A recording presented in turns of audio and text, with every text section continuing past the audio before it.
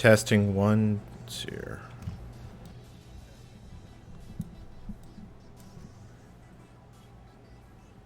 Okay. Testing 1, 2, 3, 4.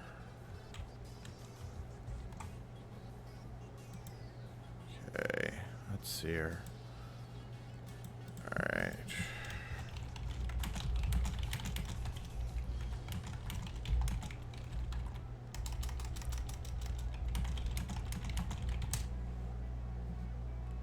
Okay.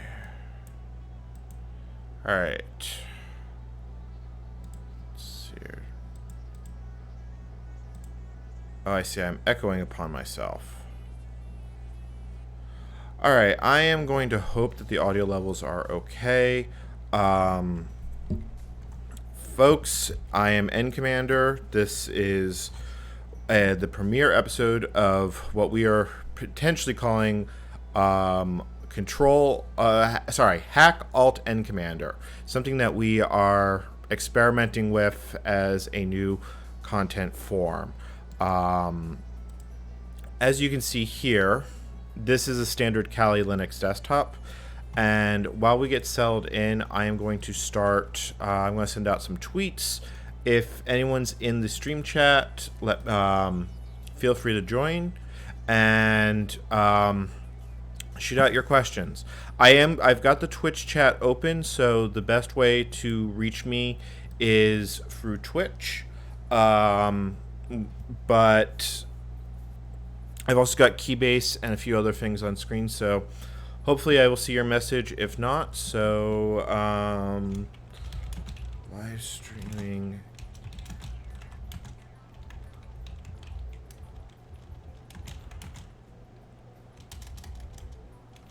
It's part of DEF CON 201.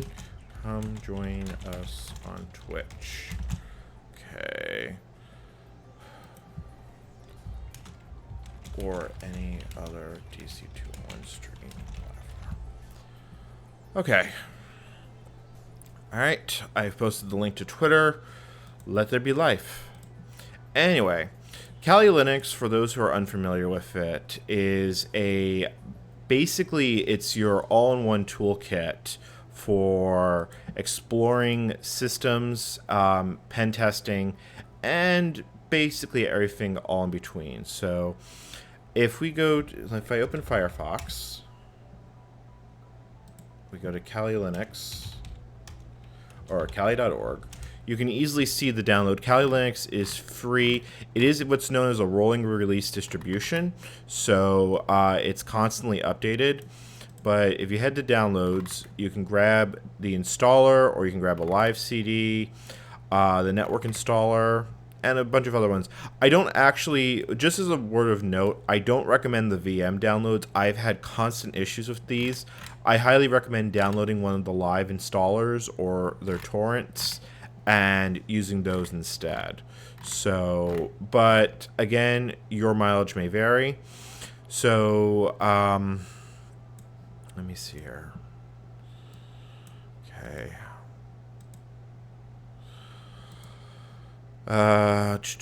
Okay, so basically I'll do a brief overview of the installation process for Kali, just in case people here are not experienced with it.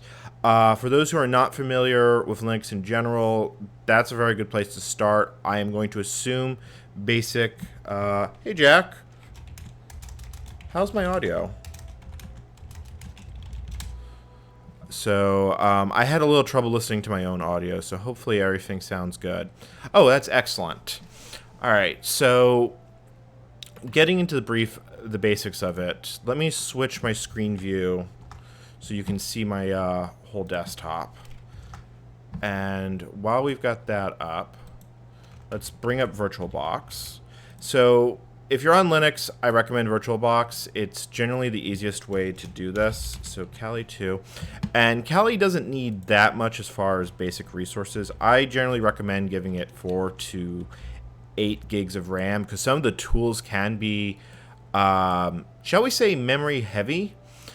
But other than that, it's not that big a deal. So go for the usual process of putting in, setting up a new VM.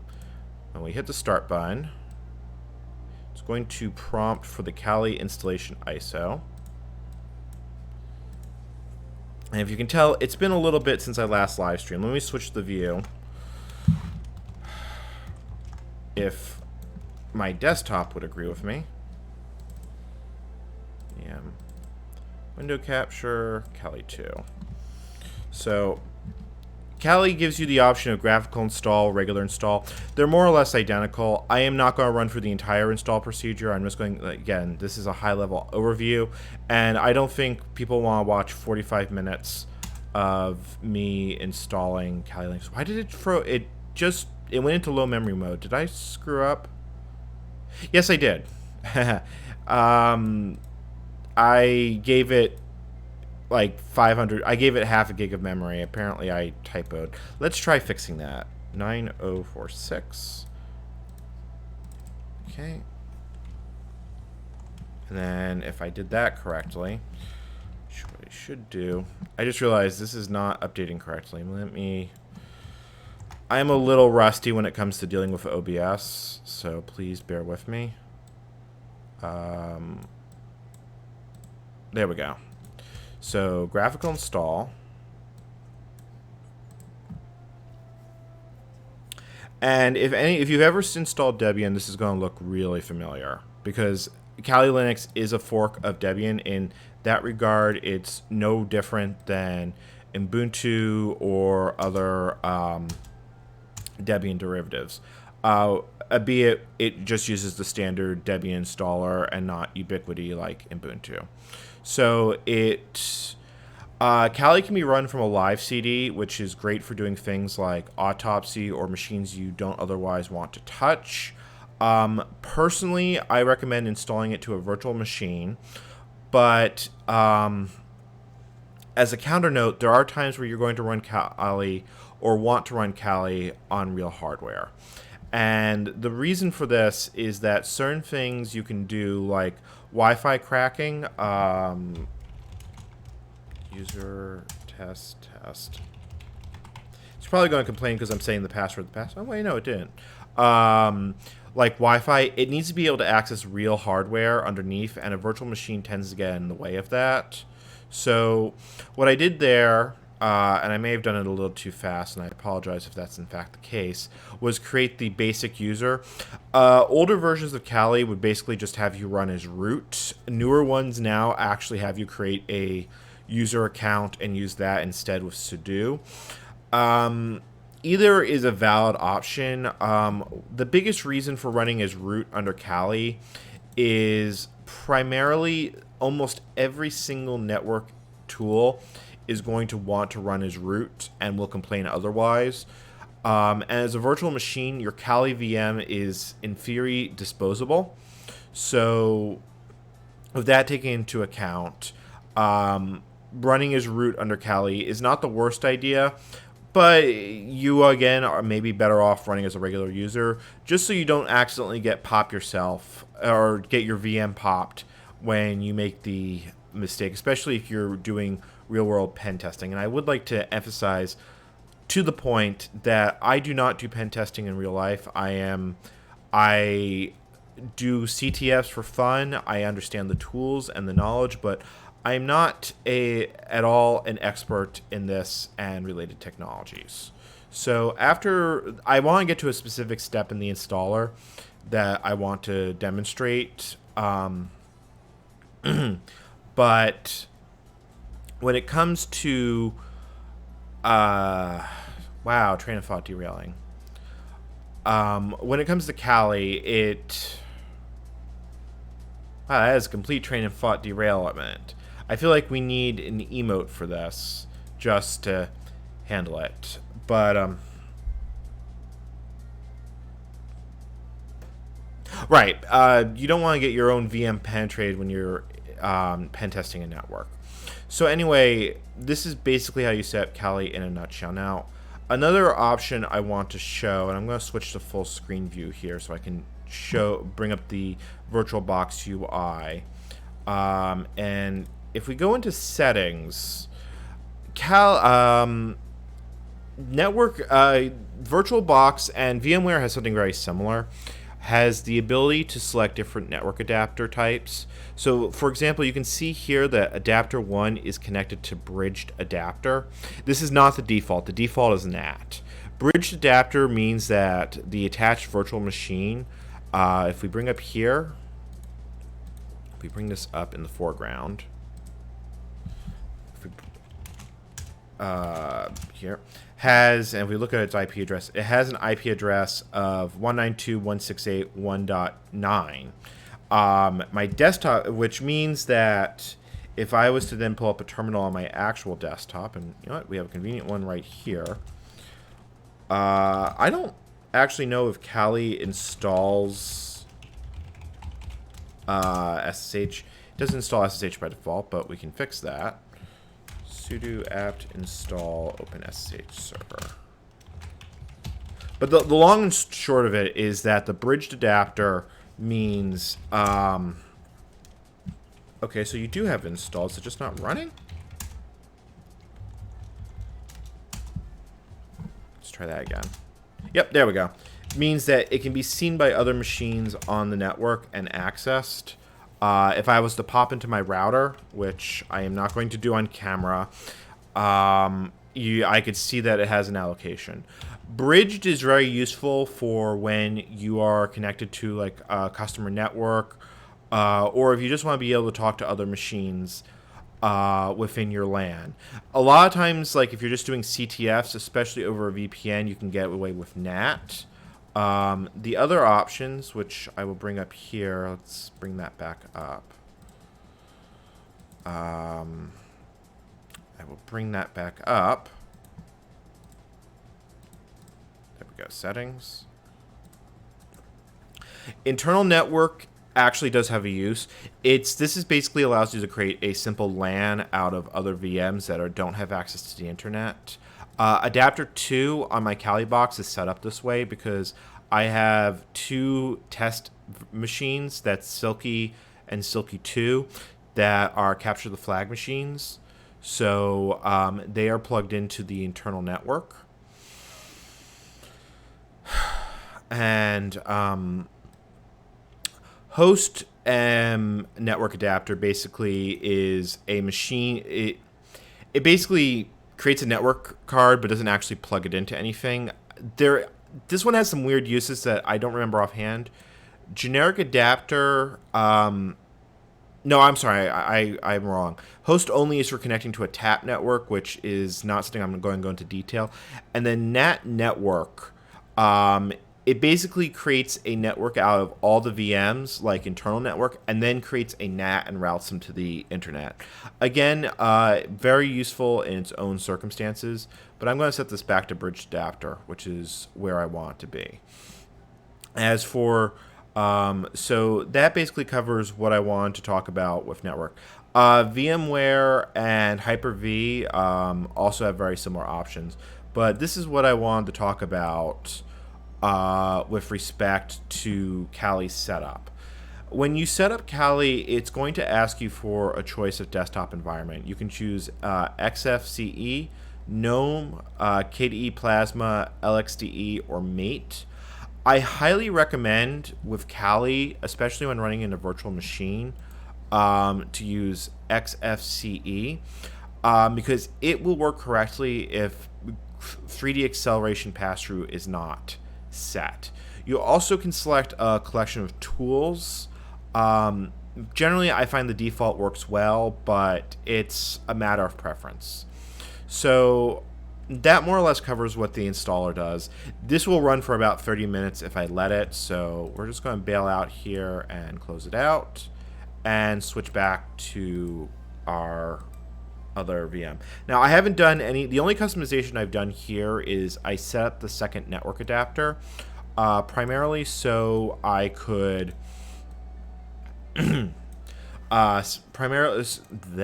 wow, words, failure, hard, yes. Set up the network adapter so I could bridge the network between here and the other 2 VMs. So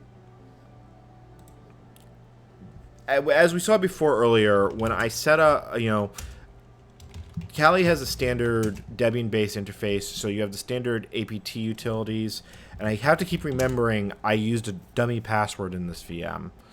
But the long and short of it is that once you get Kali set up, the X11 menu, the toolbar menu has full sets of tools and various stages. For example, information gathering, vulnerability gathering, web application exploit, so forth and so on. So let's go through and look at some of the more common tools. For example, let's look at MNAP. Now, when you select an item from the applications menu, it will pop open a new terminal and basically show a help screen for that. So let's see here. You know what? Let's scan my home network. So here. For some reason, it's been a little bit of a while since I've done this, but this should scan all machines. Yeah. There we go.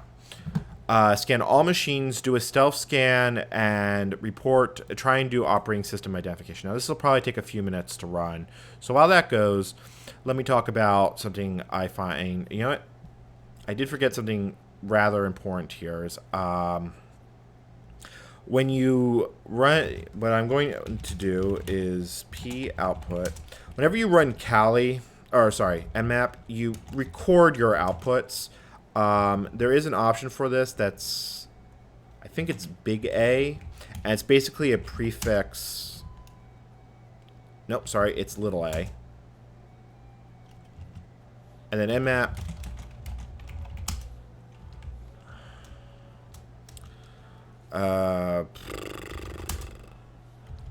Okay. Apparently, this has changed. I think it's... Yeah, okay. It's little o, big A. NAB has this very interesting fascination with using multiple casing for its command line arguments. But what it basically did here is it did a ping test on every host on my network, which you can see here. And now it's doing service discovery on all the various machines. And it will summarize this all at the end. An important thing you need to know when you're doing penetration testing is enumerate. Because if you don't enumerate well, you're not going to be able to find services that you're going to be able to exploit and attack. I actually did something you're not normally supposed to do when you're looking in depth. Is I didn't specify what's called a full port scan. By default, MNAP only scans the most common 1,000 ports, which I've got highlighted here. You can denote a full port scan with -p-, but this takes an exceptionally long amount of time, and this is already going to take quite a bit. So while this is going, we might as well check another utility I like, which is called Wireshark. And I can't actually launch it from the start menu because I'm not root. So Wireshark, that's the wrong password.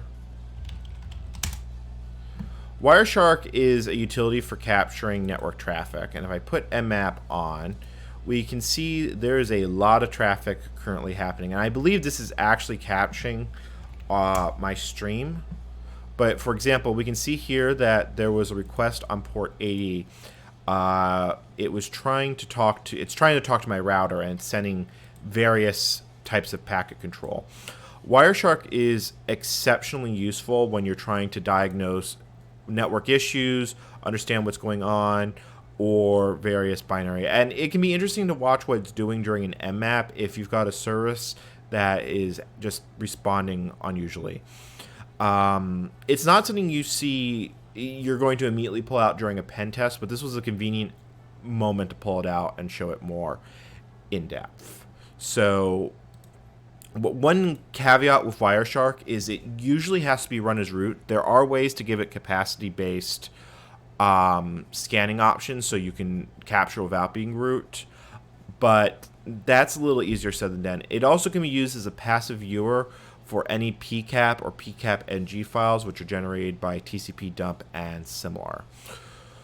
So, let's stop, close this out. The next tool I wanted to show, I did want to show burp, but we'll come back to burp in a little bit. Another one I wanted to show is GoBuster, which of course I don't actually have installed. It also has GoBuster, DIR Buster. These are tools for doing finding URLs. They're very, very useful when you're dealing with various web applications. And apparently it's going to take a few minutes. Oh, there it goes. To download a very small binary. But GoBuster, which is my preferred utility just because it's fast, you can give it a... Let's see here. Give it a URL, and you know what? I can give it defcon 201nj. I'm not going to run this extensively. And Kali ships with a set of word lists in the user share folder. And if anyone's confused here, please feel free to pop open a question and ask. But we let that run. It's going to start scanning defcon 201. And you see it's already found that there's a /about. So if I was to open Kali, Firefox 201nj about, we can in fact see, that's interesting. Why is that forbidden? Did I get banned off our own website? But I think I've shown the point that this is how you find interesting URLs and similar within a site. This is very useful for when you're trying to explore an unknown website. A companion utility, which we won't go into tonight, but is basically a high-level overview, is called WP Scan or WordPress Scan. And basically, the way to look at this is if a site runs WordPress, there's a very good chance that Nginx has better default security than Apache. Yes, it does, Jack, but I would think that that URL would actually exist. And I should probably have gotten permission from our sysadmin to do that scan. Well, I would think it would exist. Maybe it doesn't. Yeah, because look, we have an about here. See, there's the trick. There was an about. There's an about top-level directory, and then there's an info.html in it, which we could find with GoBuster. GoBuster by default is not recursive. There are other DIR ones that are. DIR Buster. There is also OWASP's tool. What is the name of that thing? I don't use it. Is it DIRB? No, it's not DIRB. There is a graphical one. I've had issues with it. I'm trying to remember what it's called since we are... I don't think it's WFuzz. No, WFuzz is for fuzzing URLs. It may no longer be on the default Kali install. The applications that Kali installs by default changes from time to time, and I am not seeing it here. Oh, okay. No, it's just DIR Buster. Okay. So, like, if I was to do the same thing here, this is basically a graphical tool that it's very similar to GoBuster. I put in the URL. You put in the card file. Word lists. Let's see here, DIR Buster. We'll just hit it with the small, that's fine. And then you can tell if you want to run recursively, and then just hit start. The biggest problem I have with this utility is it is obnoxiously slow for what it is. And on top of that, I see it get very confused with certain error codes, and it can be rather inflexible. Like, the biggest difference with DIR Buster versus GoBuster is by default it's recursive, as we can see here. So it's finding all the various pages that exist within the word list that we gave. Like, for example, we've seen that we have meetings, locations, events, because these are all common file names, and they just all exist within. DIRB works fairly well. I haven't used DIRB EL, but this is what I mean. GoBuster would finish a list like this in maybe 10 to 15 minutes. Time to finish here is 1 day. I don't know why this application runs as slow as it does. I really don't. But it is very useful if you're trying to visualize a lot of information. And there are things you can set to make it go faster. And one other thing I do like about it is it does parse HTML files for additional options.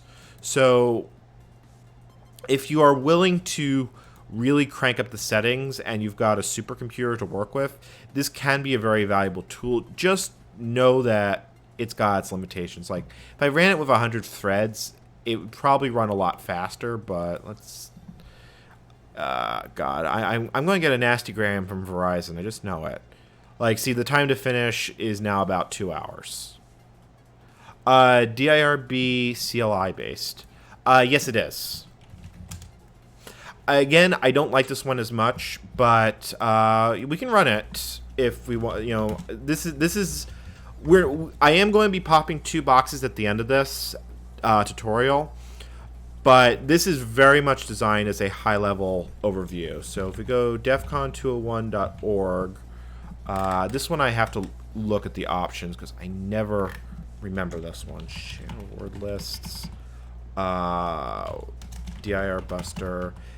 And then we'll hit directory list 2.3 small. Push the button. It's going to generate the word list, and that's going to run. Yeah. dir buster's big advantage is because it looks at HTML files, it will actually find things that other scanners won't. But it's not, like I said, it's kind of a plus minus on this. And did I do this one wrong? So, yeah. Yeah, well, speaking of reading code and stuff, I just, Jack knows this, but given that apparently we do have people in chat now, I recently, as a completely separate project to this, did a dive into Windows 1.0 programming, and it noted hello.c, which is a 125 line hello world program. So if you are interested in that, let me drop a link to YouTube. And this is a good moment to take a quick break, because and as we just see, DIRB just kicked off, so we'll let that run, and we'll be able to look at the various tools here in a moment. But one thing we are doing is we are raising money for charity. And our charity is the Fred Hutchinson Cancer Research Center. Let me get the link is on our Twitch page at the bottom. Our link is on the Twitch page at the bottom. But I can't seem to get an actual link to it, so you're just going to have to go here. I apologize. This is the first time we're basically streaming something that isn't Zoom, so we're still kind of getting the kinks out of the setup. So I do apologize. If you are interested in ancient retro tech, for example, exploring Windows 1.0 and development for that, feel free to drop by my YouTube channel. I also have my own Discord. And feel free to follow me on Twitter personally, as I tweet about stuff as I work on it. So a like and subscribe to those things is highly appreciated. And with our obligatory need to plug stuff, let's get back to talking more about Kali. So as we can see here, DIRB more or less has worked the same way. You can see here it's found 301 codes for these. Let's see here. Hold on. Something on Keybase just talking about this.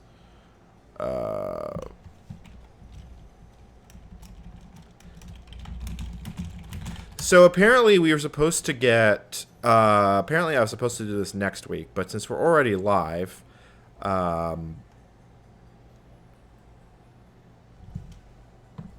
okay, we've had a. Hold on. We apparently this. We're having a slight schedule issue. This is where I play a 2600 tone and talk about things, but let me answer these.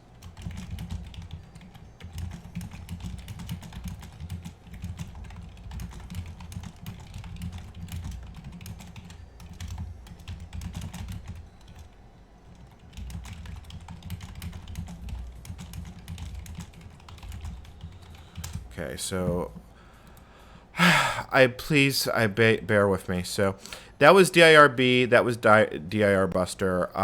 If we go back, is this finished? Let's take a look. I may have just killed MNAP. Oh, I really hope it was done. I really hope it was done. MNAP. Did you... How do I not have gedit installed? How is that not part of the default install? Okay. While I grab that, let me figure out this Slate. Okay. Okay.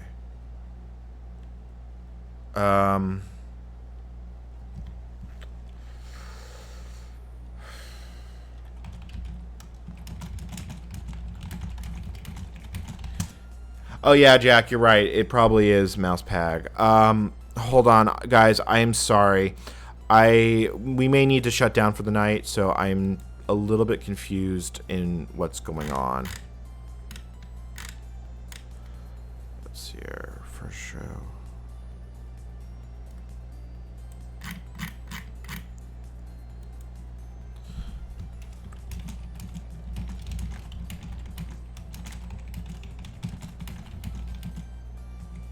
All right, guys. All right. So this was a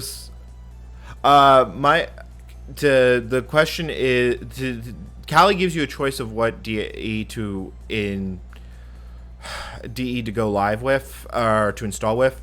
Earlier in the chat, I showed the Kali installation. This is XFCE. It's generally the recommended environment, and it works best under virtual machine. You can install KDE, GNOME, and anything that's in the Debian repositories will be available. So, no, it's not a problem. We're still getting kind of the kinks worked out on this. So, all right. We may be shutting down for the night. I'm currently figuring this out because apparently we were going to do this next week and wires got crossed. So let me figure out exactly what we're doing, or I can move this onto my Twitch channel if folks are interested. And continue going on this there. So, give me 30... Okay. Alright, so I think we're just going to continue here for the time being.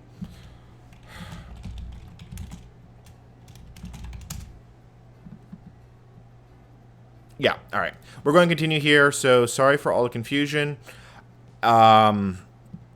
It's been a little bit of a hectic day, and I've had some real craziness in the last. So the next tool I wanted to show off was Burp. Now, one thing you know about Kali is it does include software that is not free software. Burp is a commercial tool, although it comes with a community edition.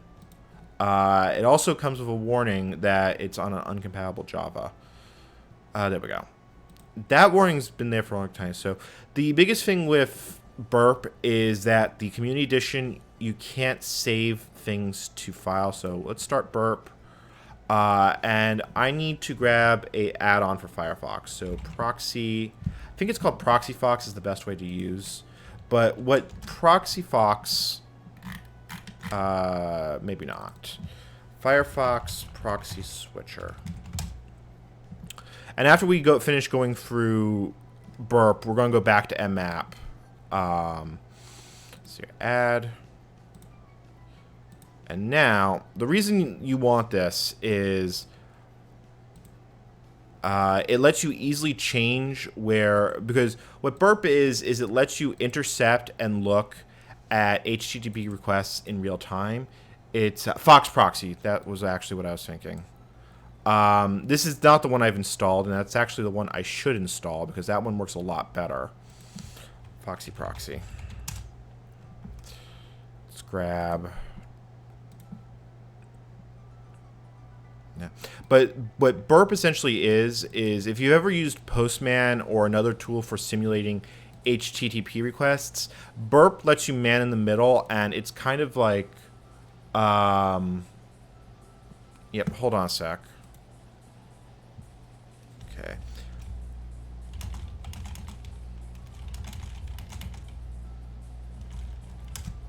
Yeah. So as a heads up, we are going to do this next week. And to side pocket, I just rearranged my windows so that I can see your chat now without having to move my windows around. So, yeah, so we are going to redo this next week. Let's call this this is officially going to be a trial run for doing this. But we're going to have fun with this, and we're going to enjoy it. So,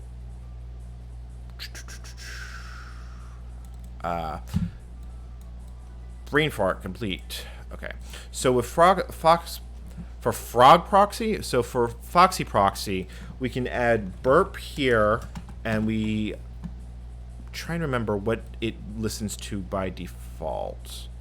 I need to go to, it's under proxy, intercept is on 8080 is the default port it listens on. So 127.0.0.1. Save. And now if we go here, you can see that we can switch to use Firefox settings or use burp. And so what we can do is let's set it to use burp. FCon 201. And what should have happened is if I did this correctly, which obviously I didn't.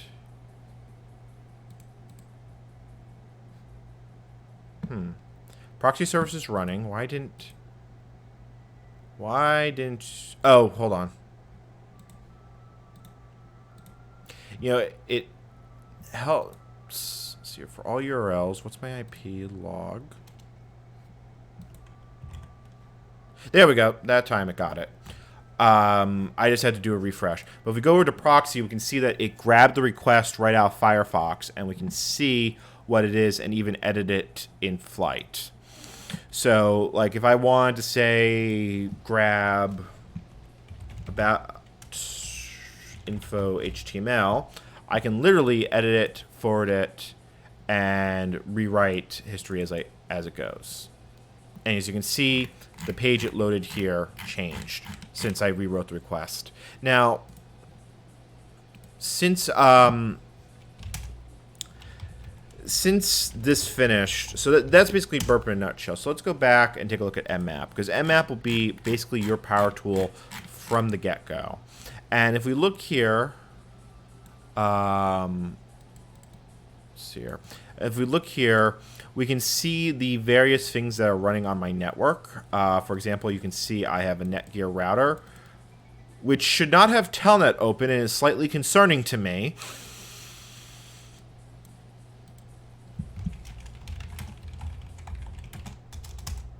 Okay, it's only the port is open. The fact that the port is open is a slight concern. Moving right along, I'm going to ignore that, and I'll deal with that later. Let's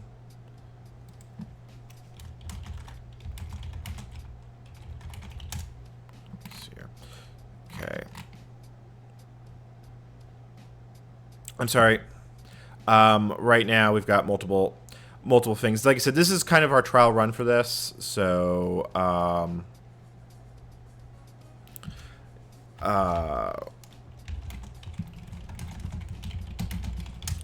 so right now we're basically getting everything out of the way. But if we look deeper into my home network, the one problem with the report tool is it can be a little, you might have to do some post-processing to really be able to read it. But you can see that I have an antique router, which if you want to pop a network is your best bet. We also have, it has a bunch of very interesting ports open, like, modem config, various services. Interestingly enough, they apparently built it on OpenWart because I didn't install that. That's how it came here. And if I really want to, I could probably pop it. But given that we are currently all in quarantine, bricking my router is not a good idea. You know, don't play with your production environment. So looking here on 126, this is my laptop. You know, I'm learning all sorts of interesting security things about my network. Like, why do I have an FTP server running on my laptop? This is going... Man, I must be looking really competent at the moment. But, actually, wait a minute. That's not... So, you know what?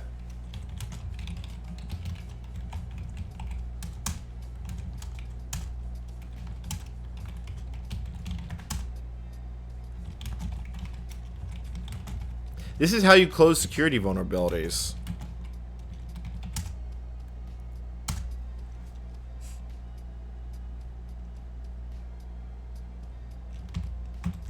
Okay, so that FTP port is closed. Another device it found is what is likely a cell phone. I actually think this is my cell phone. No, 1.7. So, no, this is definitely not my phone. It's something that's running Ubuntu of some sort. One little trick about SSH is that both Ubuntu and Debian inject version numbers into OpenSSH, and you can actually even see these without having to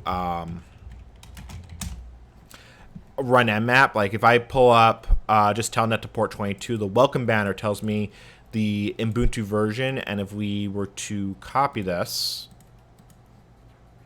open Firefox,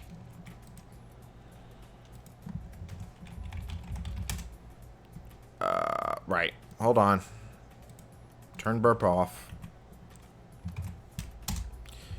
You could see that, you can see the version on Launchpad that this comes from. So you can see that this is running from Bionic, or that is 1804. And you can see, like, this is a fix for a CVE. So this is something that has long been standard on Ubuntu. Debian does the same behavior where it will leak information about OpenSSH. So Ubuntu and Debian systems are very easy to identify on a network. I wonder if Kali does the same thing, since it is in fact Debian based.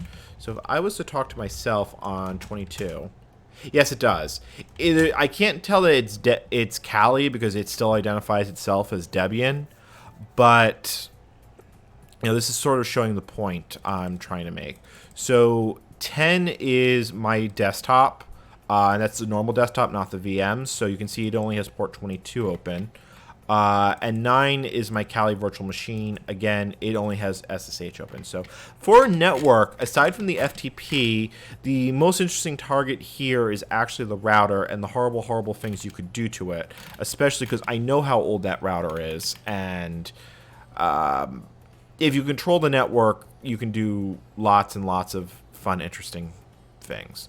So at this point, I just want to take a quick break, a quick moment. Does anyone have any more questions before we start going through a few more odds and ends? I don't have too much to cover from a high-level Kali point of view. What we're going to do next is probably walk through 2 virtual machines, and then I might switch over to do something a bit more freeform. So I'm just giving chat a chance to catch up, because usually there's a 10 to 15 second delay on the voice chat. And while I do that, I will also check Keybase for any other messages. Okay. All right. With that covered, let's go. Keep going right along. So the last. So I showed GoBuster, I showed Burp, I showed mmap. One other thing that is going to be one of your best friends is a tool I call Searchsploit.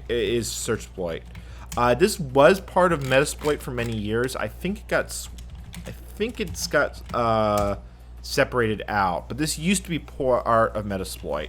But SearchSploit is this wonderful utility that lets you do a search for a string, and it finds you all the exploits that go with it. And usually this includes example code. So if I found something that's running, let's say OpenSSH 1.2, and let's be honest, that's a very old version. Here's your exploit, here's all the information, go have fun. So this is something you can directly use off nmap information to help pop a remote shell. So Metasploit is also installed by default in Kali. Using Metasploit in and of itself is a talk, so I'm simply just going to start it up and just show basically the command line. But Metasploit basically has all the exploits or I should say it has most of the exploits that are in SearchSploit in one handy, like if I do search, you know what, we're just going to do the example CVE 209 type exploit. I can see all the exploits for that. I can select the tool.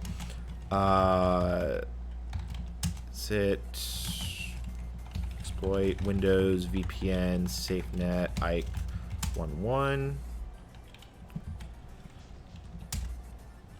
You know, it's been a while since I've used Metasploit, so please, I do apologize. We're treating this as a dry run, as I also did not have too much time to practice all this. And when I give a talk on using Metasploit properly, we will cover that more in depth. So that more or less covers all the basic Metasploit tools, all the very high-level stuff with Kali. Depending on what you're doing in Kali, you might be using reverse engineering tools like Greta, IDA Pro, or Rander 2. If you're doing network reconnaissance, you'd be using most of the tools. If you're doing forensics, Jack gave a talk on using Autopsy. Here's Autopsy right here, as well as Binwalk, and a lot of other similar utilities. You know, InfoSec is a huge topic. Some of these tools you will use, some of these they won't. Sometimes you won't even use Kali. All these tools can be installed on a standard Linux installation. So, again, your needs may very much vary. So I do want to give something of a real-world example of what we're doing. So what I did for prepping for this is I did. Okay, hold on. Let's get a cleaner environment. I did download some test virtual machines. So, and these are from the Silky CTF 1 and 2. Let me get some links dropped in chat while these go. I have looked at the walkthrough for these. The reason for this is I don't want to be struggling particularly hard trying to remember these. Or going around in circles. Because one thing with CTFs is that sometimes they can be obscure or difficult. So this is Silky CTF 0.01. It's running in a separate virtual machine. I can see the login screen, but I'm not going to do anything about it. So if I look at my network adapters, we can see that there's 2 network adapters on this box. The second one is the network I have that VM attached to, and it should, if I had set it up correctly, what IP did it get?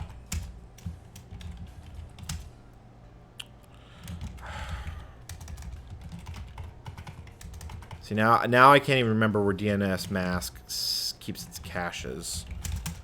I could just scan the whole the range for it, but I'd rather not do that.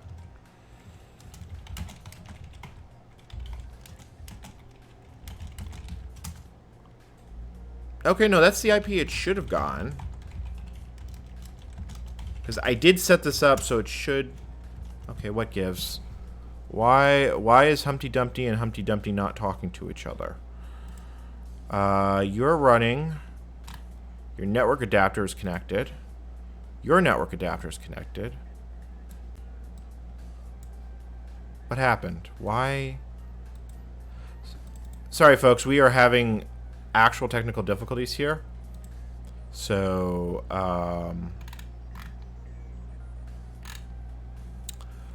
right. Anyway, we're coming to the top of the hour. So, once again, I'd like to plug... wow. Hold on. Okay, so adding to the list of notes we are going to need for future live streams is for things like this, we definitely need to have the scripted adverts. But again, we are raising money for charity. The charity is the... if the page will load.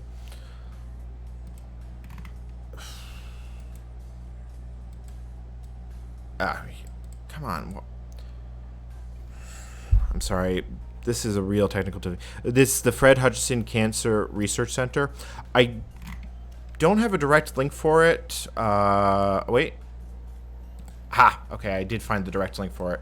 So, I would highly recommend, you know, if you do feel like supporting, well, let me, you know, I'm just going to read the page here. DEFCON 201 Fred Hutch COVID-19 Research Charity Fundraiser. DEFCON 201 will be raising funds for Fred Hutch, a biomedical research institute that's part of the global scientific community that has reacted with unprecedented speed and cooperation to curb the threat of novel coronavirus. So I've dropped the link in chat. Please feel free to donate. If you want to follow me, the streamer here, my Twitter is Voss Firefighter NCommander. I posted it not far up, so... All right, let me see if I can figure out what has gone wrong here, because obviously something has gone wrong. And the other problem with this being a CTF VM is unless I break into it, I can't actually see why its network configuration is having certain technical difficulties. Is DNS mask actually running? There's a problem. So now I bet if I restart the VM, because now we have a DHCP server. In theory, this should... Let me send a reset signal. Okay, so my test VM is currently rebooting. Or sorry, the target VM is currently rebooting.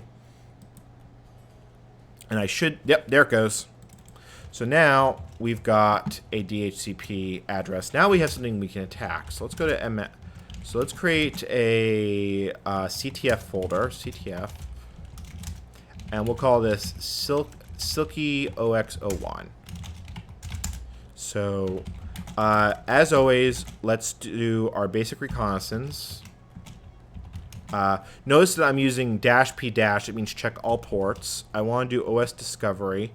And then I'm just going to give it the IP address, and I want to save the output files.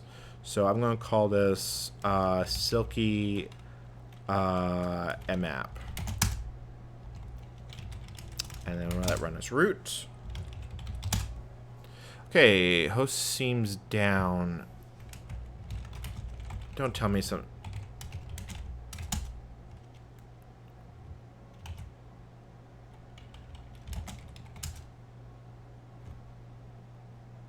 You should be able to see it. You got an IP address for it. I tested this setup. It was working. One of the big problems I had while trying to do prep for this talk was more or less trying to figure out what I could stream as far as popping a box. And as it turns out, most CTFs do not allow you in their terms of services to restream things. So it took me a while to find something. Vulnerability Hub is where I found these two, and they have a lot that more or less seems to work well.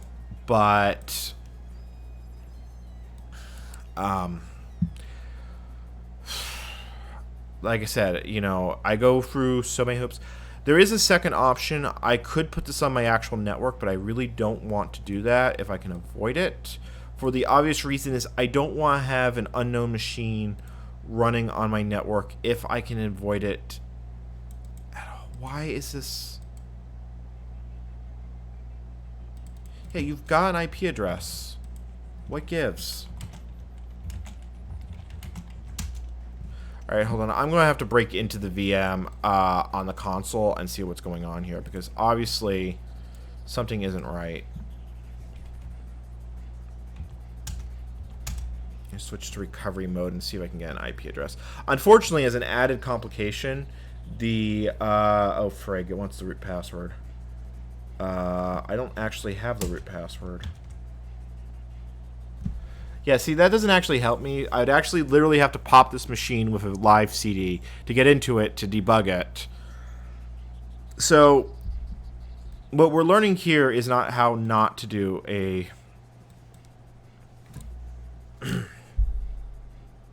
what you're watching here is me struggling at networking in real time. You know, that's how we're going to take this. Let me switch my view to full desktop so you can see exactly what I'm up to. And let me minimize Keybase just so I'm not leaking messages.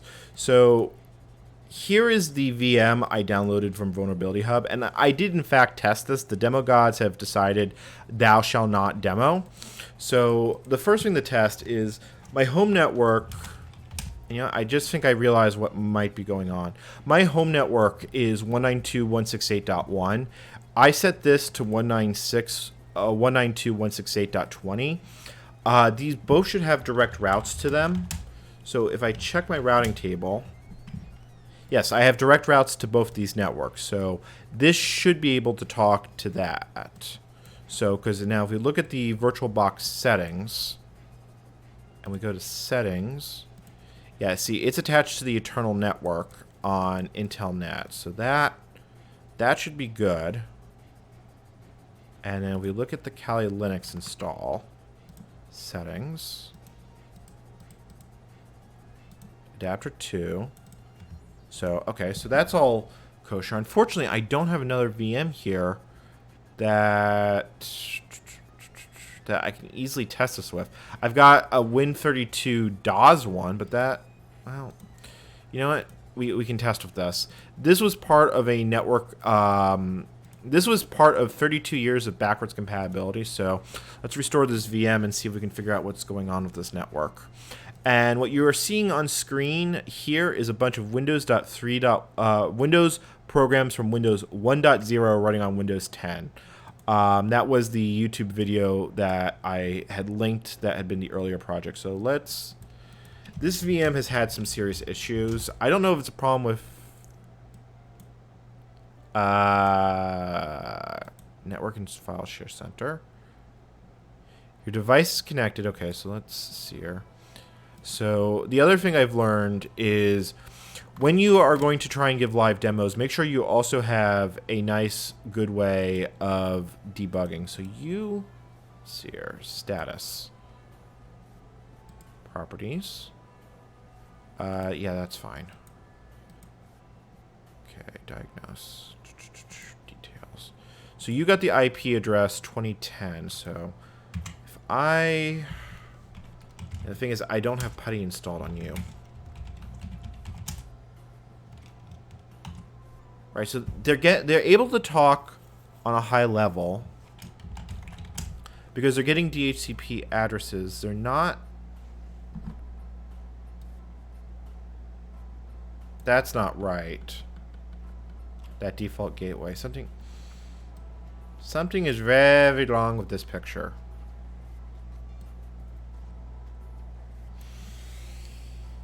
Okay then. Going right along, we are going to continue. Instead of capturing the flag, we're playing Debug the Network, which is America's second favorite game of figuring out.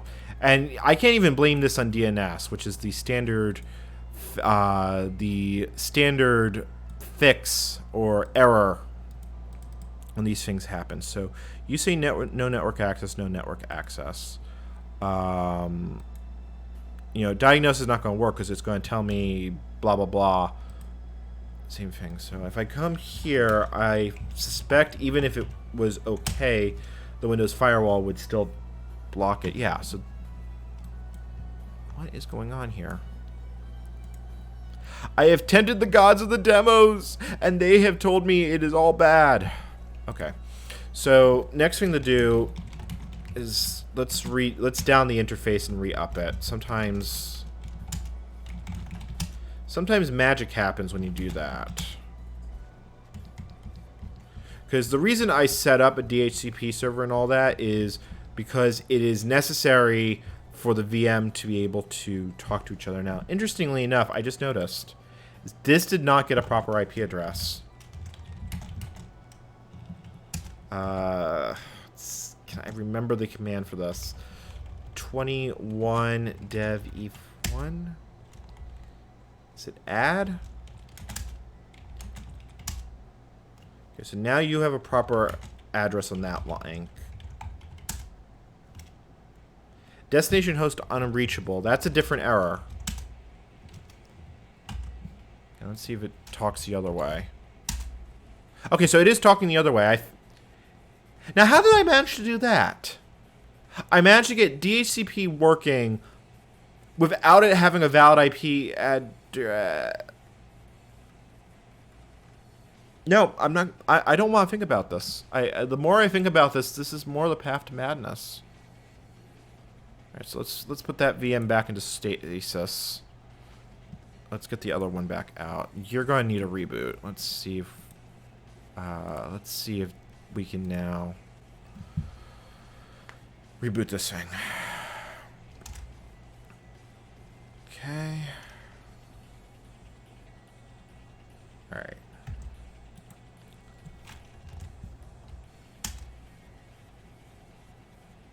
Okay, so now it's just not doing anything. You got an IP address. Destination host unreachable.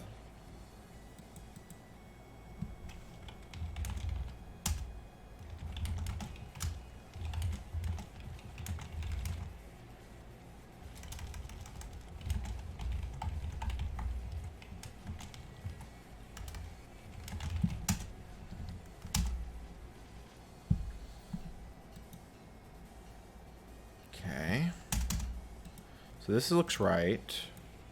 That looks right.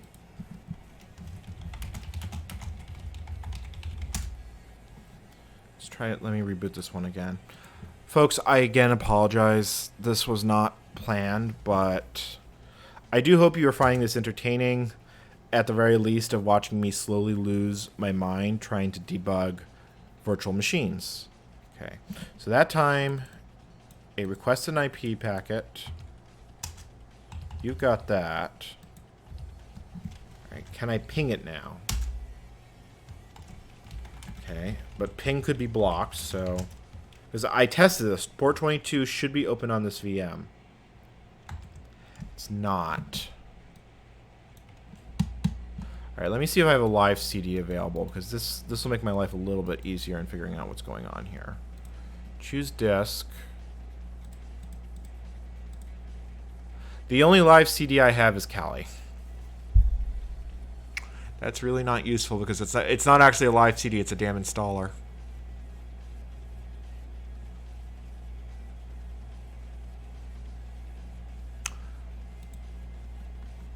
Okay.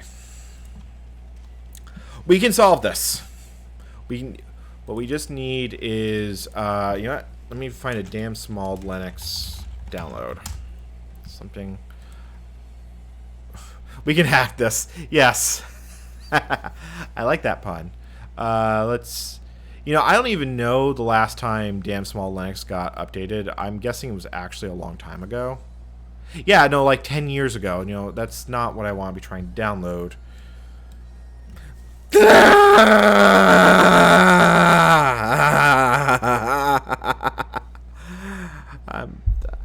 I'm both amused and annoyed at the same time.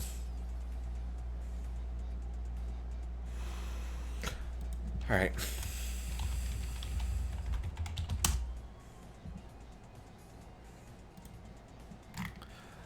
Desktop image,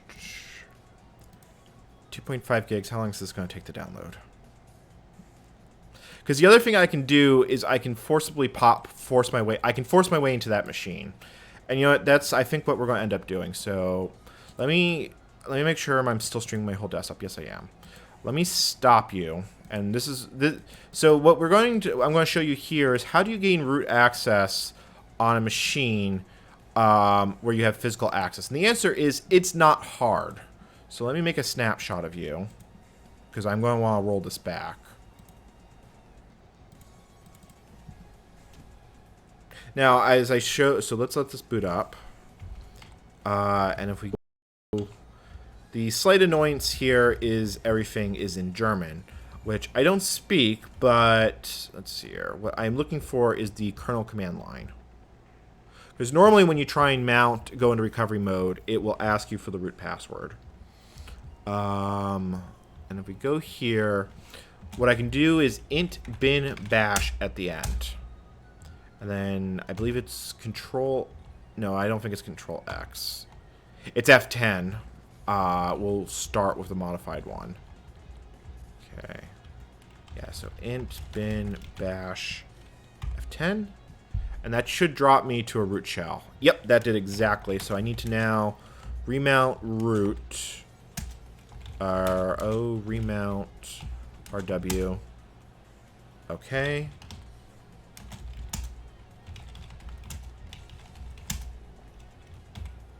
Okay. Congratulations, I have kernel panicked. Reset the machine. And now we can figure out on a more high level on why I don't have working network connectivity. Okay. So, we have popped the machine, obviously not the way intended, but it did work. Okay. Wait a minute. Oh.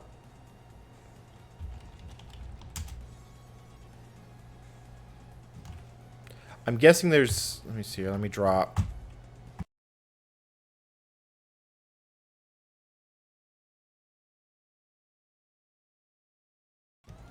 It it did work on my actual computer, but it didn't work.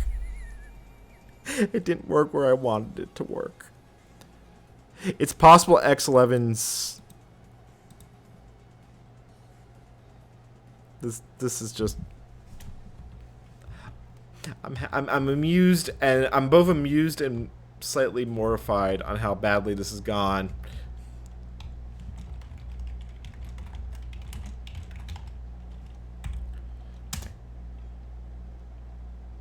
I don't think...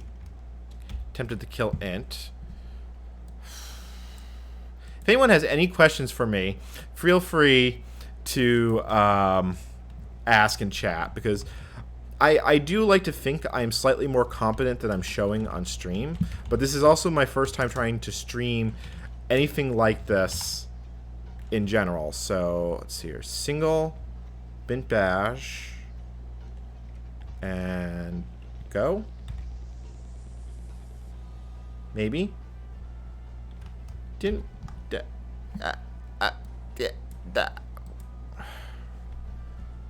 Alright, hold on. Let's... I know I changed the password. You guys watched me change the password. Okay, so apparently... Oh, you know what probably happened is because I typed exit instead of fsync, the change didn't make it to the disk. That is almost certainly what happened here. Okay, so now we understand this, because there is a slight delay, because the problem with doing bin bash like this to bypass a root login is bash is not supposed to be used as a process PID1, as we can see here. It's PID1. Yeah, you don't want that. So root password. Okay, fsync. Sync. Can I just do reboot? Nope. You know what? I can remount it read-only. That will actually make sure the... that should make the changes survive. So if we reset the machine, fingers crossed, we can now debug this. Okay. Can I make it into single user mode? Ha! Yay. There's the flag. We're going to ignore the flag. What I do need, however, is I need the ability to have it run in my own language. Export lang. Oh, this is annoying. The keyboard layout is set to German. So I am pressing the quotation key right now. I am not getting the keys that I think I should be getting. This is going downhill real fast. All right, what I need is hyphen. Okay. Yeah. We have found another layer of security. We have found that changing the system locale. This was not the flag I was trying to get here, guys. I shouldn't find it this funny. This is okay. And I can't copy and paste into this. Just to make it that slightly bit harder. Okay. How do we manage to get... Okay. I do have DHCP clients, so let's... So I have basic commands. I just can't cut in what I need to. So let's see here. 03. This is enough to debug with, though. Okay, so the link comes up. It should be talking to this.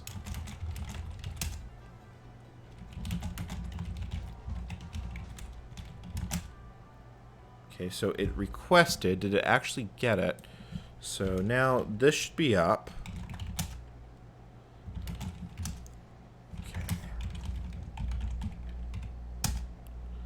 Okay, so it can't ping, though. German is easy. Just get really drunk and try speaking English. Okay. Well, you know, Harmonic Owl, when I was working on the Windows 1.0 hacking, I had to relearn real mode segmented programming. So, you know, just saying, how's that Ubuntu download coming? Let's take a look. I did actually start that download. No, the download failed. The download failed.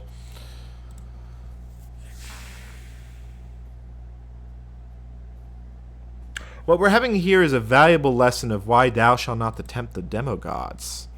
In fact, this is like the epitome of why you don't do these things on stream unless you're willing to make yourself look silly.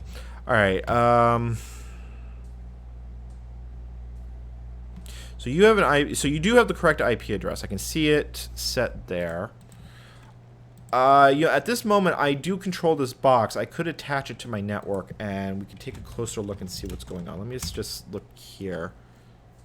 But you two should be able to see each other. You know what? Hold on. We have Wireshark.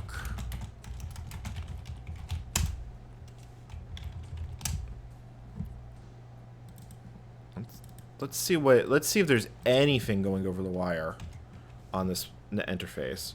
So if I do, I don't know, ping 2011, because I have no idea where the problem is. And when, okay, you know what I'm not seeing? I am not seeing pings.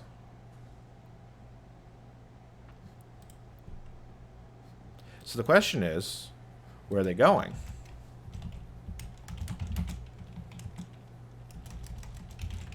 Let's take down the main interface. Sudo if down h0. I never got used to ifconfig being depreciated, and I use so many older systems at times that I how is that an unknown interface? That's how that's an unknown interface. It's under network. It's under NetMangler. Alright, so now you're disconnected. I now send pings. Okay. Now I'm seeing ARP replies go out on this interface, so that's promising. And I also lost my entire routing table. So if up, if1.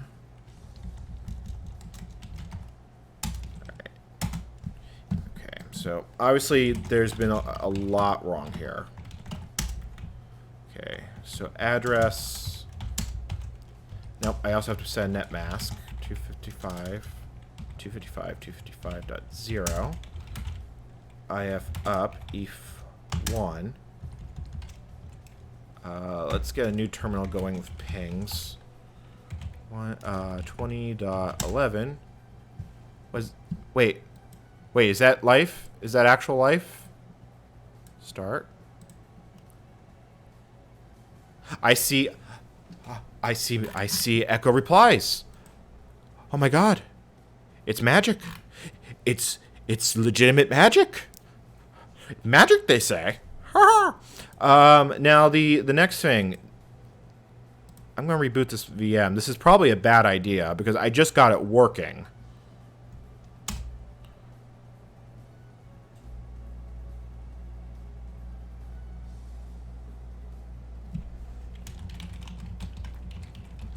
All right, so does anyone want to take odds on this actually working?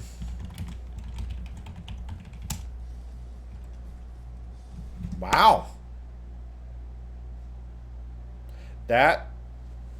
Okay. DNS mask is not, so let's make sure that's running. I don't like letting DNS mask auto start because reasons.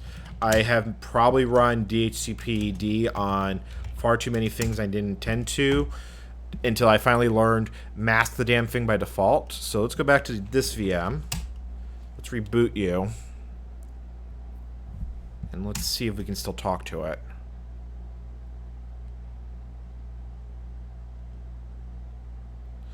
So I think what the practical upshot is here is networking is magic, and it doesn't actually work until... Yep. Okay, we can talk to it. So let's go back to this VM and restore it back to factory settings. So go back, start you back up.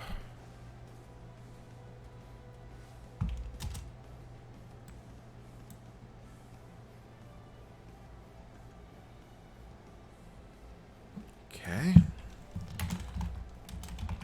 Output and map, or we were doing in CTF folder. So okay, let's try this again. So I think we got it all working. So let's switch the OTF view back to the VM because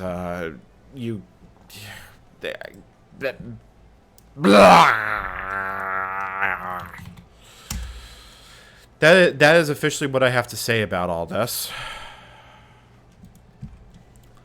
All right, so just checking. All right, so now we can run mmap. We want to do stealth scan, scan all ports, service discovery, output all, silky 1 hyphen. Oh, you know what? I forgot /v. I always like to do /v so I can see how it's running. So we found 2 ports open right here at the get-go. It's going to do a more in-depth service scan. So let's let that finish. And what we can do here is, if we pull up the mmap file, so we know this is running Debian, and if we were looking at this in the network and I had not seen the host screen, this is a way to tell it. We're running Apache 2.4.25. It looks like it's just the basic default page, but let's we'll look at it in Firefox in a moment.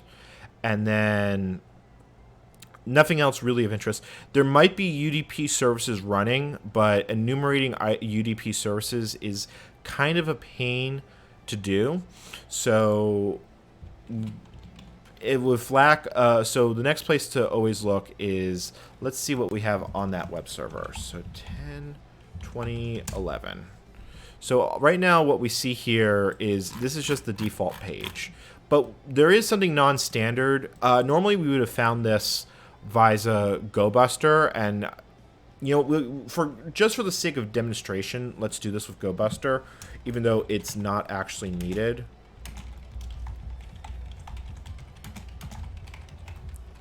The standard word list should have this. Let's see here. Oh, maybe not. This is the directory list. Let's see here. Let's just do common.txt. So, GoBuster... interestingly, GoBuster does not actually have notes.txt in their file. That is not a standard one. But if we look at the other ones, it did find. It found an index. It found a robots.txt. Sometimes that can give you more information on URLs to look at. And what we see here is it just disallows robots. If we look at that notes.txt, though, we get a string in German, which should tell you where I got this VM from. So let's run it. Let's go to Google Translate.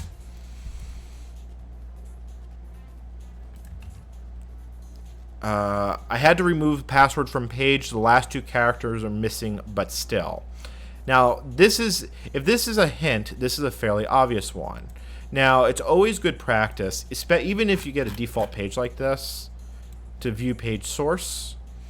And if we look right here at the top, there's something. There's a script.js. And hey, what does that look like? That looks like the other part of the password. So what we need to do is we need to take this, and I'm not going to run for this particular VM. You are intended to use Hydra. A lot of capture the flags do not use it because Hydra is, well, let's go one step at a time here. Let's create a password list. So what you're supposed to do with this VM is run Hydra, which also has a GUI tool. If I can find it. And what Hydra is it's a method of basically brute forcing passwords. It tries multiple passwords on multiple attempts to locate the correct one, and basically automated war dialing. The problem with Hydra is it's going to set off pretty much every intruder detection system known to mankind, A, and B, it's incredibly slow and painful.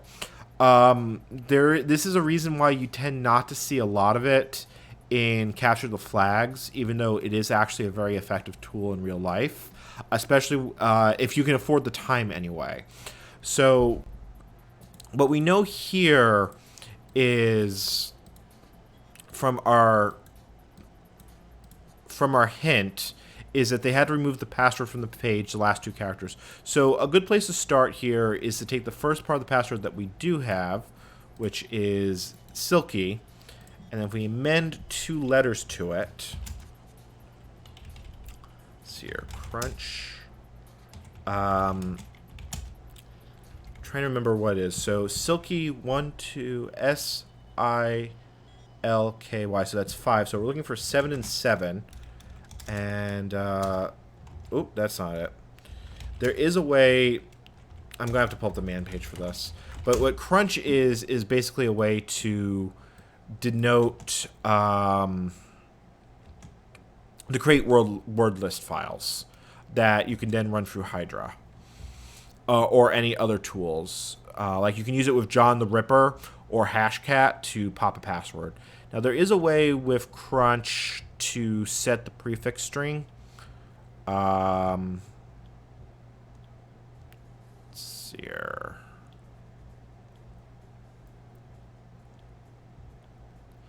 Let's see here. Set the pattern. May have to look this up.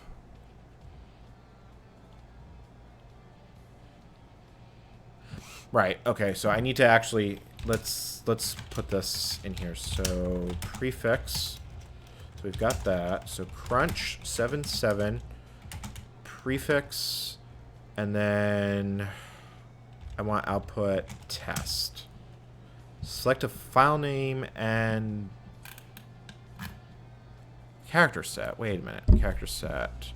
Let's see here, and then we'll just do the full 9. And I gave it a output file name.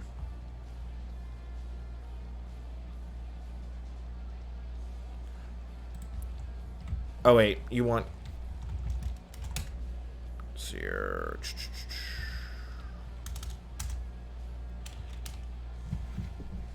Okay, and this point, I look up the guide, and from the tutorial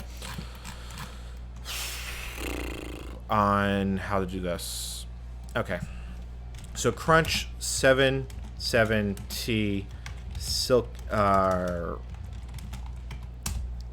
Once we get the word list made, I'll walk through where I was going wrong here. Silky, and then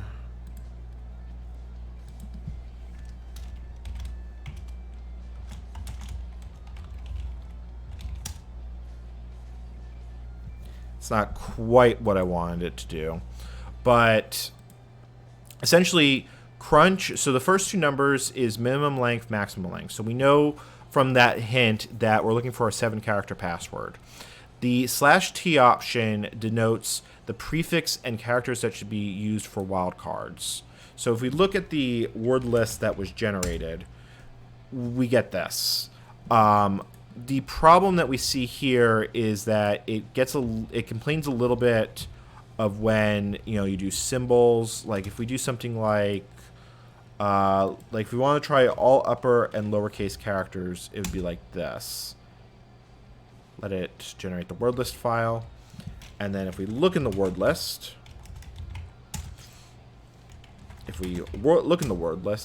you can see it did in fact generate them all. Now, this would require generating but you notice that the first character is always lowercase, the second character is always uppercase. There are a few other tools. This was the one I had recommended for use in this capture the flag to solve this. But you can basically generate a whole bunch of various permutations, generate it, and then run it through Hydra. So what I am actually going to do is, because I have the correct password from the walkthrough, I'm going to just put it in the file near the top, and then it's, let's see here, the correct password. Because like I said, this is the way you're supposed to get it. But I also want to show how Hydra is used. But I don't want you guys to have to wait a few hours for me to get the right permutation. So let's put it, say, here. So the right password is that. And you have to make a leap of faith to know what the username is. In this case, it is Silky. So what we can do then is we can take Hydra. And what we want to do is we want to attack the SSH service on 126.10 we want to give it, the login is going to be Silky, and then we want to load passwords from this word list file.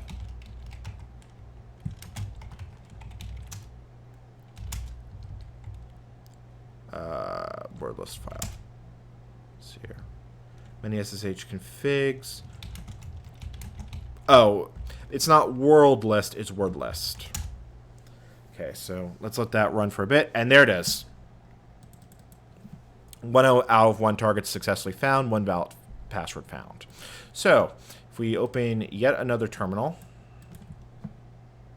like I said, this is the way you're supposed to do it. I'm taking a few shortcuts here just for the purposes of time. What I would have probably done myself is, instead of using crunch, I would have written a Python script to generate all the permutations. I actually had not known about that utility until I had looked at the walkthrough for this VM. So if we try this, we have a shell. Now the question is, we still need to go to root. So once you get your shell, yes, I've used John the Ripper. John the Ripper is very good for password hash cracking, but if you can use it, Hashcat is a order of magnitude faster. I have had problems with. So the reason for that is that Hashcat's designed to work with GPU units.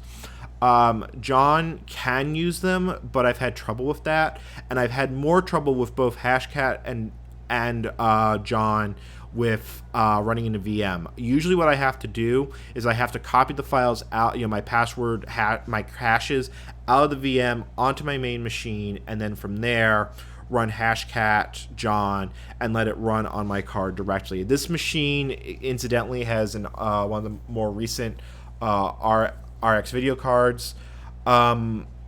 Sometimes I find I have to be under Windows to actually get this to work, which is really sad and pathetic, but what have you. So anyway, moving right along, let's now that we've got our base shell, I assume you guys want to see me go up to root, make yourself known.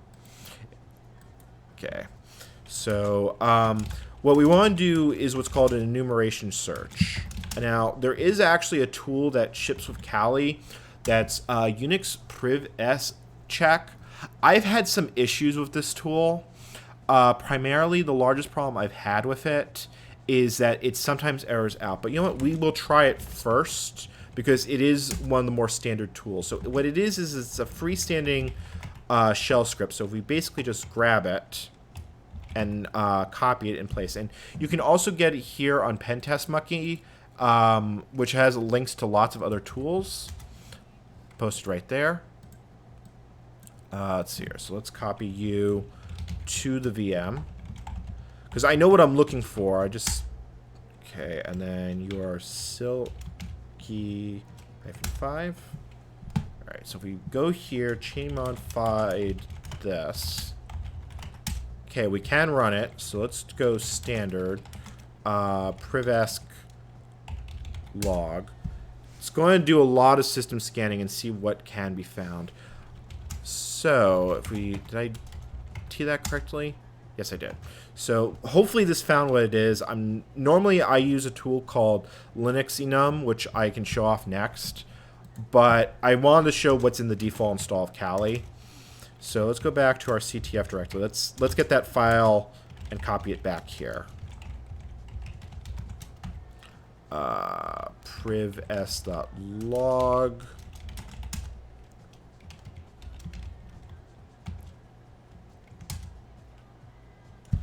Okay. Oh, it helps if you're doing it as the right user.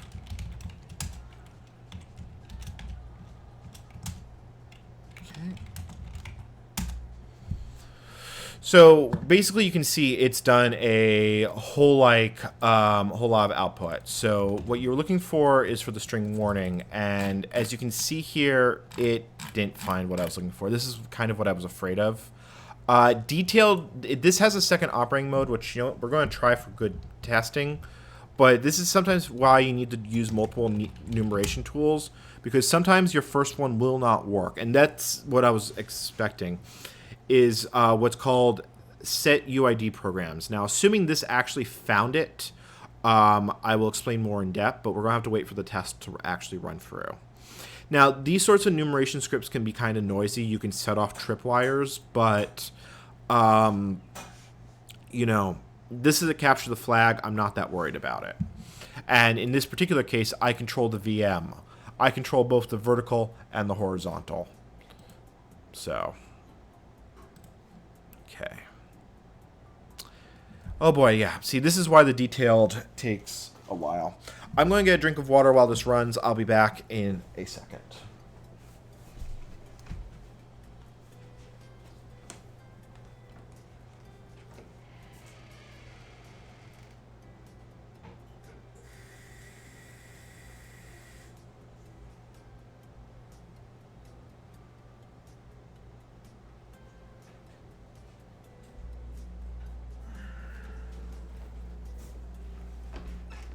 Okay, folks, I'm back. Let's grab the updated file and see if we have anything more interesting in it. And interestingly, if you are a blue team folk, you can run these scripts on your systems to see what sort of vulnerabilities there are. So let's look at the modified privesc log and let's see if this actually found it. So again, you were looking for warning. And this time it did actually find some things.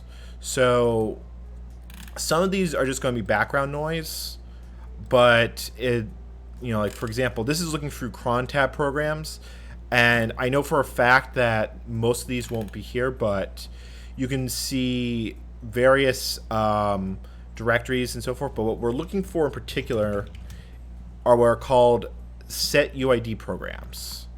So set UID programs run as the owner of the file. You know, and like I said, this is not... Let me see if I can find the one I'm looking for. Like, for example, any user on this system can run the ping command.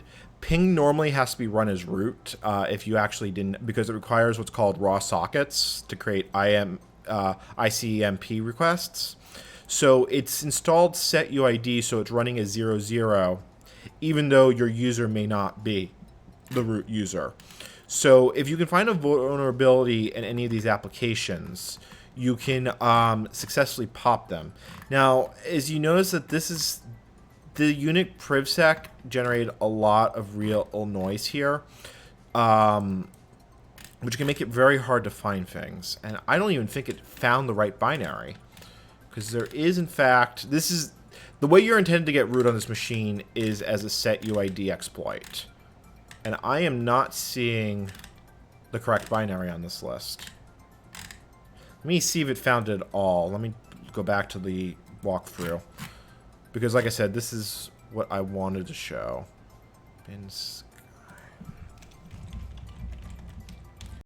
Okay, no, it did find it. I just didn't spot it.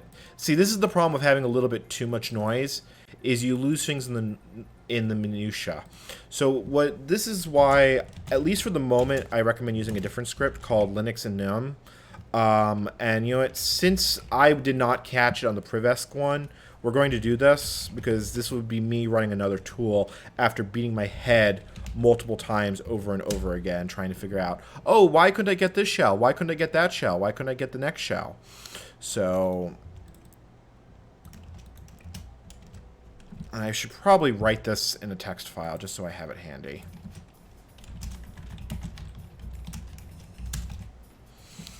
So let's go back to our shell. Let's run this one instead, because this one I like a lot better. I also find it runs a fair bit faster. There we go, scan complete. So let's grab this one from the...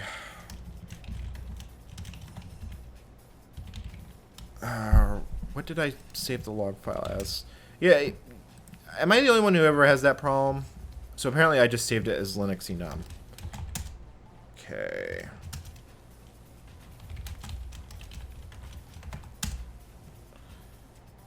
Oh, right. I forgot about that. It puts a lot of... There's a command switch to turn off the ASCII character coding, which, as you can see, is causing some pain here. Let's look at this in the terminal so it's a little less painful. I'm hoping this works correctly with less. Normally, when you run Linux and enumerate... Alright, you know what? No, we're going... Normally, when you run Linux and enumerate on something like a reverse shell, it only does the ASCII if it has a full terminal, which a lot of times when you do remote exploitation, you actually don't. Let's see if I can remember how you turn off. Yeah, you, Why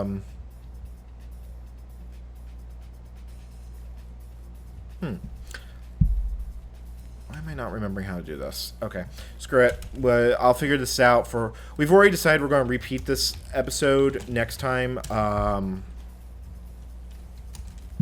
So what I'm looking here is if we go to SUID programs, you see you get a much more compact list here. And all these should look like standard programs in any Linux distribution. Sky isn't. If I was to open a terminal here in Kali and type Sky, I get a command not found. Now, so let's take a look and see what we found here. If we look at Sky, wrong command. Okay, hold on.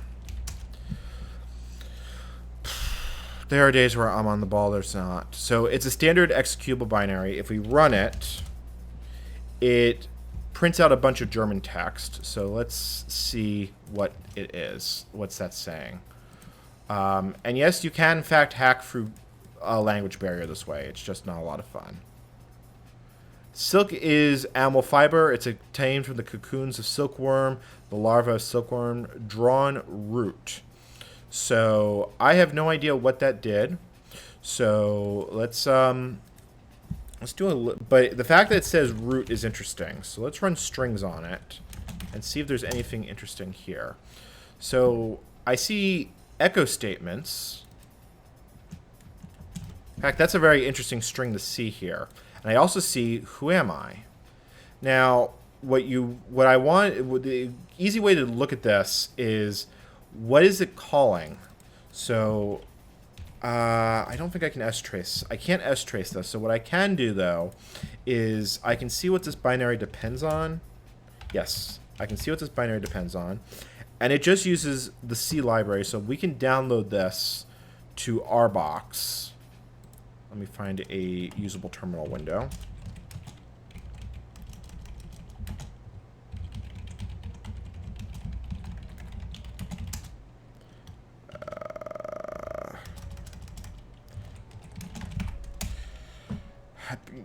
I probably should just copy SSH keys onto this machine, but I don't want to be leaving tracks.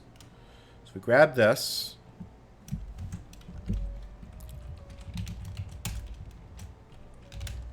If we go, and what we do here is if we run Sky here, you notice first thing we notice is it returns mcasted of all.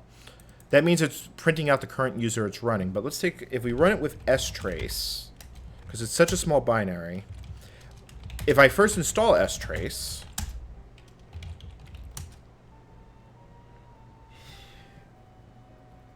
strace is a way of tracking system calls. It's a way to see what various applications are doing under the hood. And so what you can do is see, is it running other programs and so forth and so on. And what I'm seeing, and so if we take a look here,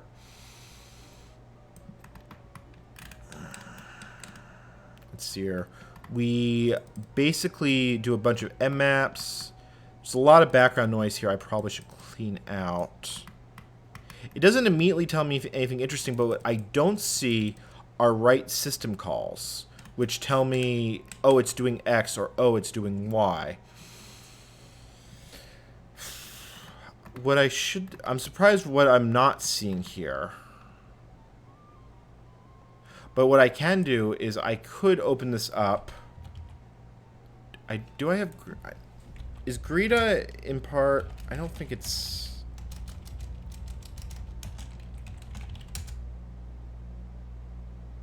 No, Greta is not installed. I can grab it though.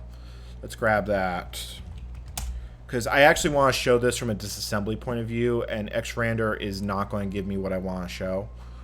I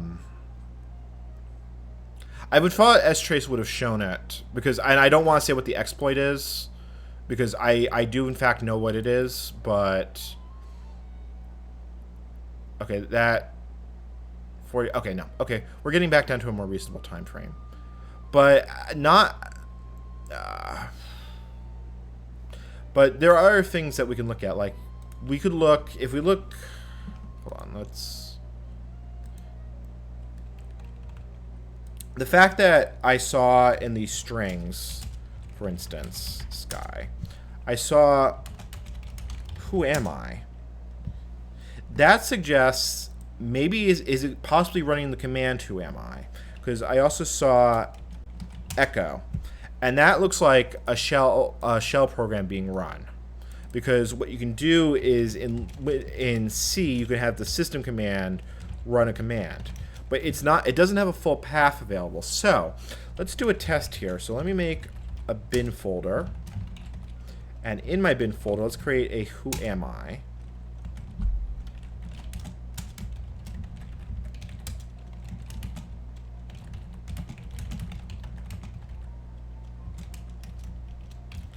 So this simple script prints that. And what I can do is, if it is in fact using a system call, function call, if I manipulate its path, look at that. this is being run. Like I said, there are multiple ways to determine this, but if you see things that look like bash commands or well-known Linux commands on a string, that is a really good indication that system is being called, and system is the vulnerability that keeps going. Now, at this point, you might realize what the exploit might look like.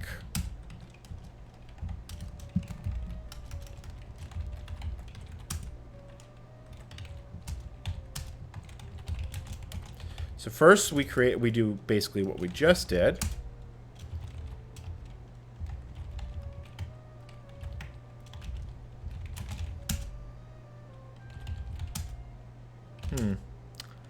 That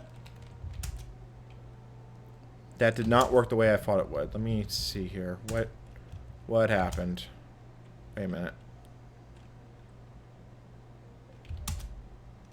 Okay, no. Okay.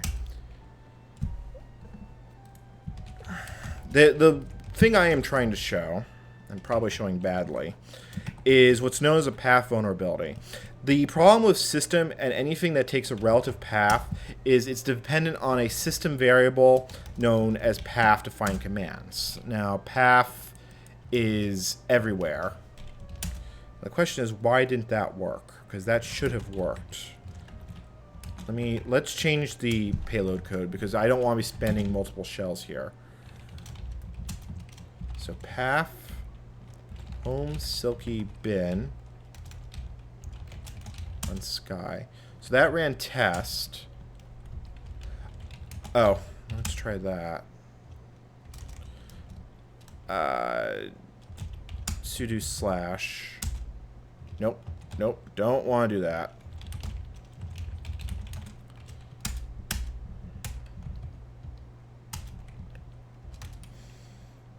That should have spawned a new shell. Bin bash. Is it /L to get it to do a new session? Because I'm definitely running as a new shell.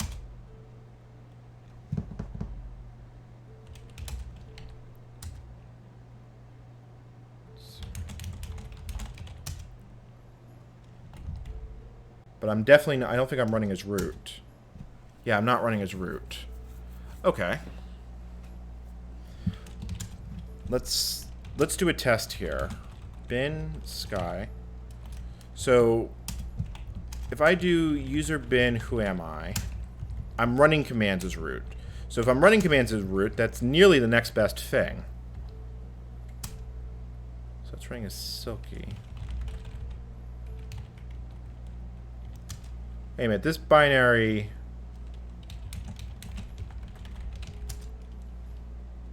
was set UID. That said root before.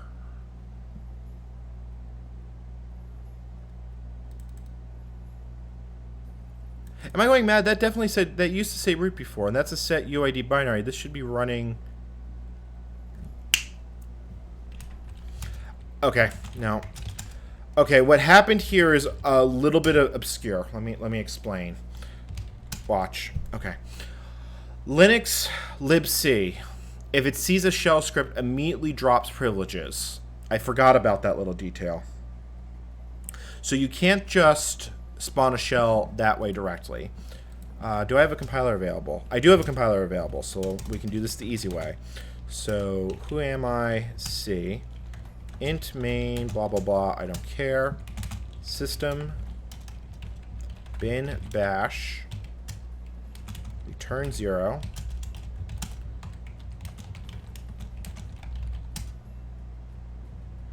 Yeah, that's fine.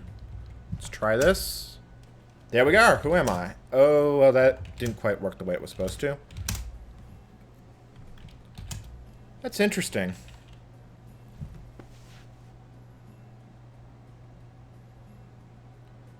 Why am I losing privilege?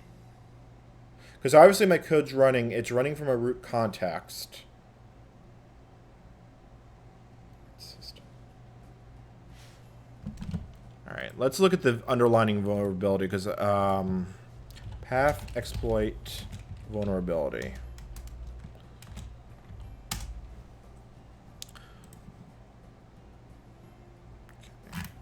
Because sometimes, okay, so this basically shows what the code is doing. You're running as root, it runs a system thing. So if we run a shell, privilege escalation,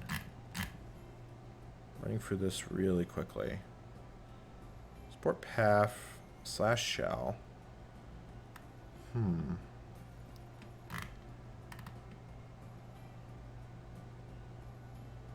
Right, because you can see the technique here being pulled off, and this should work.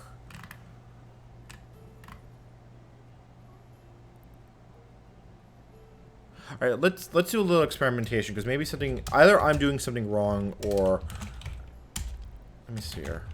User bin ID to who am I? Because we know we have a vulnerability here, and we lose our privileges.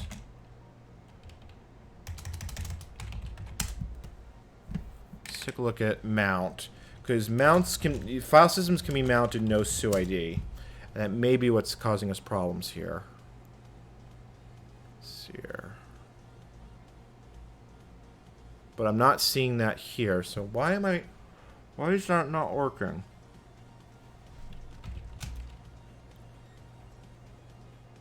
Because if who am I doesn't exist in the path, Sky runs as root.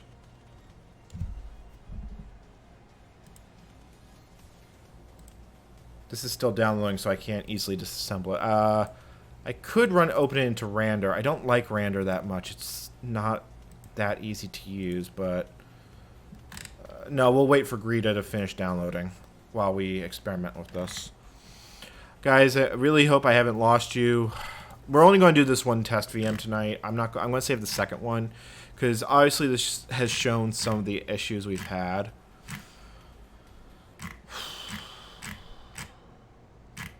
Let's see, I'm just looking through this page, because I don't understand why I'm losing my privilege when we run that.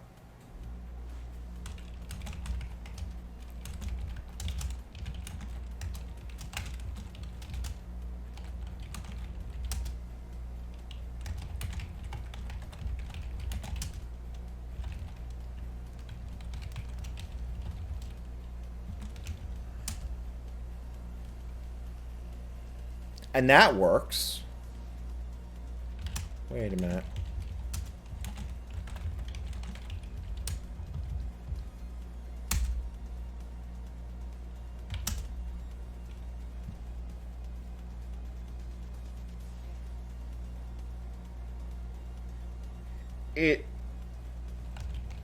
What? It's obviously running things as root. We've seen this. Alright. Folks, if anyone wants to give me tips, because obviously I'm close, but we're not actually getting the exploit to happen. I'm completely all ears now. Because we're looking at symbolic links, how to give permission, 777.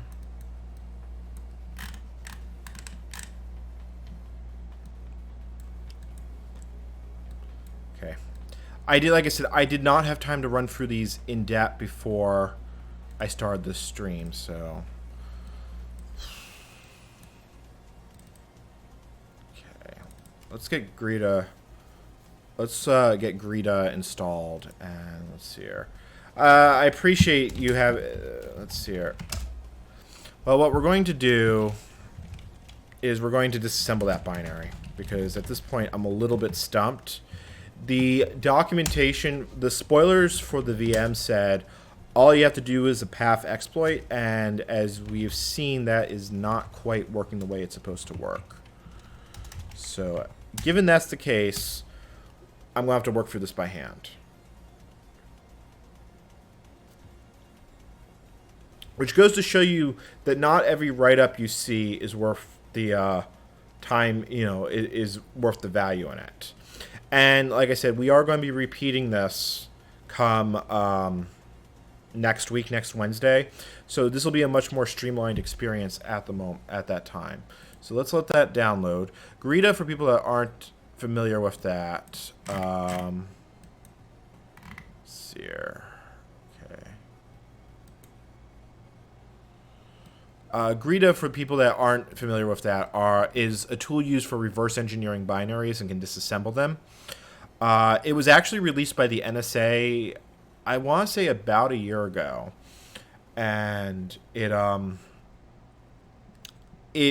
basically has become a competitor to IDA Pro, which is currently still the industry standard, but is definitely starting to lose ground, at least in the hobbyist and amateur community.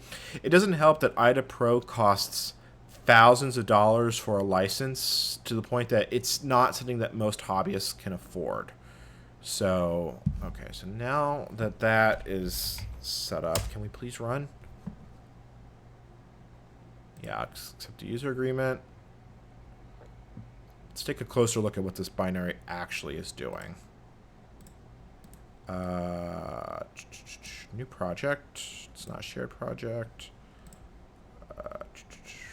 CTF, Silky 11. Select project dir Sky. Because, okay. And then what we need to do is we need to import the file. So now we go CTF, Silky 11. We've got Sky.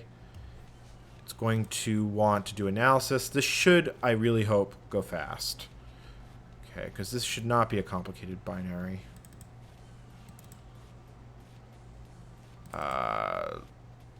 Load, please. And default tool. Oh, there it goes. Okay. Please analyze. Analyze. So this will give us an idea of what it's actually doing. And this is always, you know, for a lot of things, if you're trying to reverse engineer an unknown binary, this is not a bad tool to start with.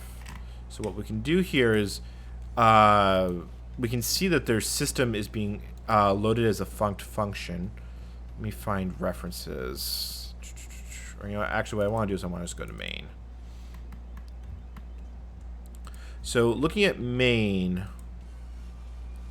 we see main is, for those who don't know, is basically the program that starts the application. Now, interestingly, I don't see a syscall here to call whoami. We've seen that whoami is definitely getting called, but obviously it's not. Oh, wait a minute. Something here is more interesting than not. What is going on with this binary? Okay. We see that system is inlined, or is funct, so that's being used as an external call. I'm learning something about this. All right, because now we have this string here. If we go, let's see here. I've been using IDA recently, so I'm a little trying to remember what the command, here we go, references. Show all references to. Right, so that gets loaded there. This gets loaded. I want to see all references to system. So there are. Is it just that one call? Wait a minute. We get a funct call. All right, well, let's try overriding echo. We can dive into this. That is extremely strange. That was not what I would have expected to see in the disassembly.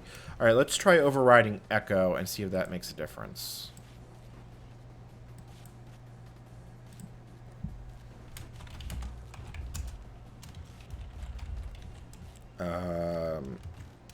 You know what? So path, PD, sky. Oh.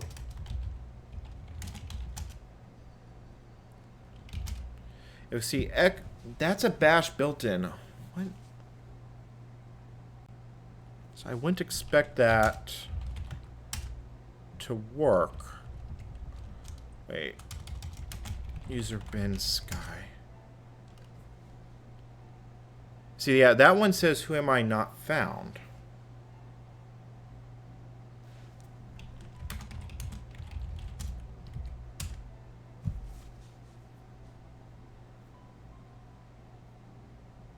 Wait a minute. EUID and have I been going crazy for no reason?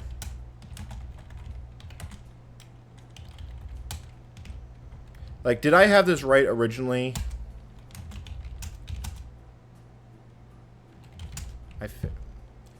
I'm wondering. Oh, jeez. Guys, what you just saw was a turkey moment. I had this working the first try. There's the root flag.